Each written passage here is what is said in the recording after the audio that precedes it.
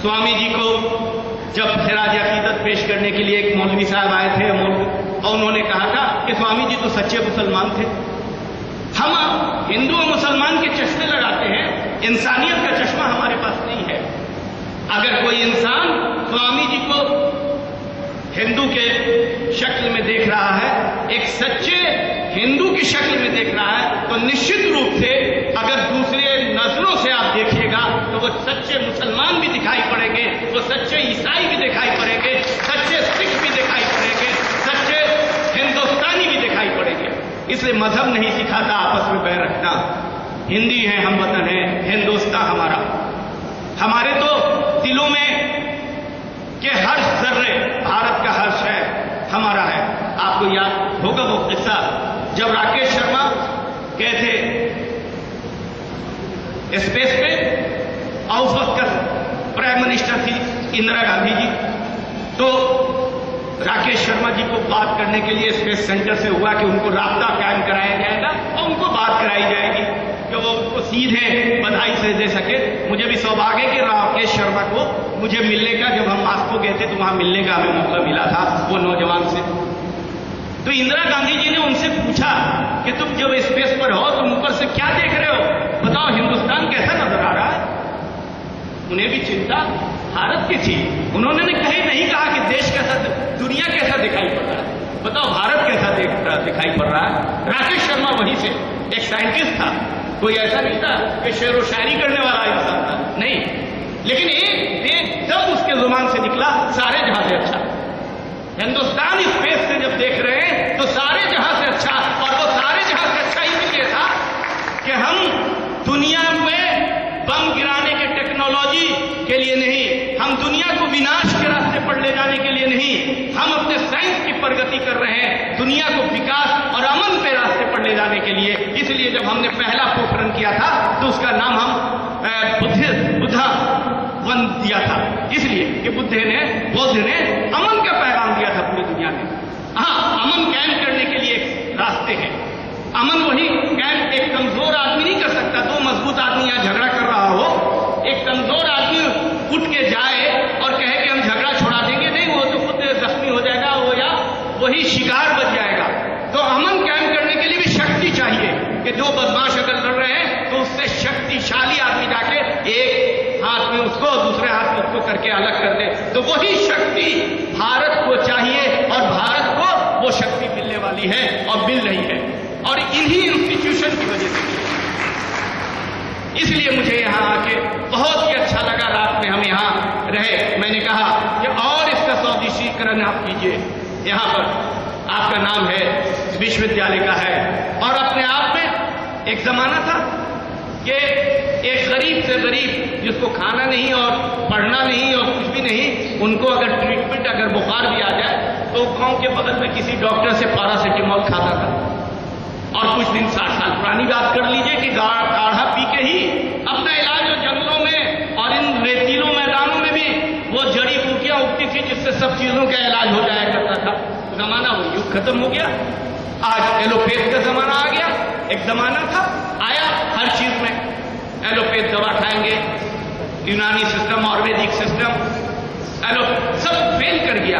लगा कि एक ही सिस्टम है जो दुनिया में छाएगा, लेकिन बहुत जल्द पता लगा कि टेम्परेरी जो चमकने वाली चीज होती है वो सही नहीं होती, उसके रिएक्शन सामने आने लगे। आज एलोपैथिक सिस्टम सिर्फ हम कह सकते हैं मेडिकली तौर पे मेडिसिन के लेवल पर रिएक्शन वाली है, लेकिन आज भी उनका जो आगे का वो जो डेवलपमेंट का सिलसिला है वो है। लेकिन आज मेडिसिन, जब आमतौर पे यूरोप के लोग अपनी मेडिसिन को बंद करते हैं, हम लोग तो बहुत दिन के बाद बंद करते हैं, यूरोप के लोग आज अट्रैक्शन किस चीज पे है, तो आयुर्वेदिक मेडिसिन पर। जाली कंपनियां आप सब जानते हैं सैकड़ों की तादाद में खुल गई और एक लाइन लिख देते हैं कि it is herbal medicine, Ayurvedic medicine, और उनकी मार्केटिंग हो रही है। तो सत्य का जमाना, उन जाली करने वालों का मैं नहीं पक्षधर हूं, लेकिन आयुर्वेदिक का जमाना तो लौट के आ गया। जो सच्चाई थी वो एलोपैथ के चकाचौंध में बहुत दिन तक तो दुनिया नहीं फंसी रही। इसी तरह से ये चकाचौंध में नहीं, आप अपने मूल्यों के लिए आप अपने विश्वविद्यालयों को आगे बढ़िए और उन मूल्यों की चीजें जो अपनी गरीबी उन्मूलन के लिए छोटे ट्रेनिंग है, छोटे चीजें हैं, जैसे अपना आयुर्वेदिक कॉलेज है, ईरानी कॉलेजेस हैं, इस तरह के पीटीआई के कॉलेज हैं, टीचर्स ट्रेनिंग कॉलेजेस हैं, जिनमें ज्यादा इनकम नहीं होने की वजह से दूसरे बिजनेसमैन इस क्षेत्र में नहीं देख रहे हैं। तो इस क्षेत्र की रक्षा आपको करनी है और वो दिन दूर नहीं, ये एक जमाना फिर आएगा, गौरव का जमाना आएगा कि हिंदुस्तान भर से नहीं पूरी दुनिया से लोग आएंगे आपके विश्वविद्यालय में, कहेंगे गांधी विद्या मंदिर सदर शहर ही में सही रास्ता है और आपके पुरस्कार भी हम बिहार के लोग भी लेके जाएंगे।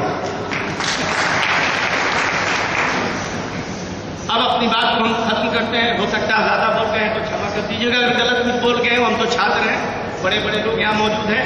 हम दो शेर कह के, बड़ी रात में मॉरलिटी की बात, बहुत सी चीजें हो रही थी, तो ये दो शेर, बड़े शेर तो बहुत आसान है, हमारे भाई सामने बड़ा बड़ा शेर पढ़ रहे थे, मजबूती के साथ पढ़ रहे थे, लेकिन हम बहुत आसान दो शेर कह रहे हैं जिसको। एक शेर ये है जो मॉरलिटी के लिए बहुत हमको रास्ते खराब बताया मॉरलिटी के लिए, तो मैंने दो शेर ही इसके लिए बहुत उपयुक्त समझा। एक शेर ये है कि खुदा मुझको ऐसी खुदाई न दे, खुदा मुझको ऐसी खुदाई न दे कि अपने सिवा कुछ दिखाई न दे। आजकल दुनिया में सिर्फ अपने लिए देख रहे, दूसरे के लिए नहीं। और एक बहुत ही मार्का का शेर जो है वो अल्लाह भगवान के जो प्रिंसिपल है उसके ऊपर है कि खुदा या भगवान क्या है। खुदा ऐसे एहसास का नाम है, खुदा ऐसे एहसास का नाम है, रहे सामने और दिखाई न दे। यही तो है खुदा और भगवान, के सामने हमारे पास है लेकिन दिखाई नहीं दे। यही यकीन, यही भरोसा और इसी फेथ को धर्म कहते हैं, और धर्म कुछ भी नहीं है। बहुत धन्यवाद। ईश्वर अल्लाह तेरे नाम, ईश्वर अल्लाह तेरे, मंदिर मस्जिद तेरे धाम, मंदिर मस्जिद तेरे, मानव सब है एक समान, मानव सब है एक समान, सबको सन्मति दे भगवान, सबको सन्मति दे भगवान। रघुपति राम राजा राम पतित पावन सीताराम, रघुपति राम राजा राम पतित पावन। विद्या मंदिर सेवा धाम, विद्या मंदिर सेवा, गांधी विद्या मंदिर धाम, गांधी विद्या मंदिर धाम, कण कण में गूंजे हरि नाम, कण कण में गूंजे। अब मत देर करो भगवान, अब मत देर करो भगवान, आओ सफल करो शुभ काम, आओ सफल करो शुभ काम। रघुपति राम राजा राम पतित पावन सीताराम, रघुपति राम राजा राम पतित पावन। अब अंत में मैं अपने गुरुओं, शिक्षकों और माता पिता के प्रति अपना कृतज्ञता व्यक्त करते हुए और आप सबसे अनुरोध करते हुए कि आप भी इस कृतज्ञता के भाव से आज इस गुरु पूर्णिमा के अवसर को सार्थक करेंगे।